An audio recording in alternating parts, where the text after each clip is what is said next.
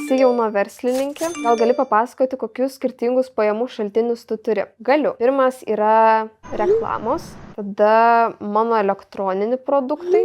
Ir dar irgi galima priskirti kaip reklamom, bet tas vadinamas affiliate marketing, bent jau iš mano patirties čia nėra toks labai stabilus kaip ir pajamų šaltinis. Iš esmės jis veikia taip, kad tu reklamuodamas produktus už pardavimus gauni kažkokią komisinių sumą. Aš sakyčiau, kad pirmi du yra kaip ir mano pagrindiniai pajamų šaltiniai dabar. Kartais būna daugiau tokie vienetiniai produktai, tai turinio kūrimas brandams ir dar anksčiau, kuo užsiimdavau, kas irgi buvo mano didelis pajamų šaltinis, didelis procentaliai, tai socialinių tinklų administravimas. Tai kai tiesiog prižiūri ten ar Instagramą, ar Facebooką kažkiam brandui, tai aš ten atsimenu ir kavinį administravau, ir ten drabužį vienam prekės ženklui, ir skincare prekės ženklui, tai buvo toks dar socialinių tinklų administravimas. Bet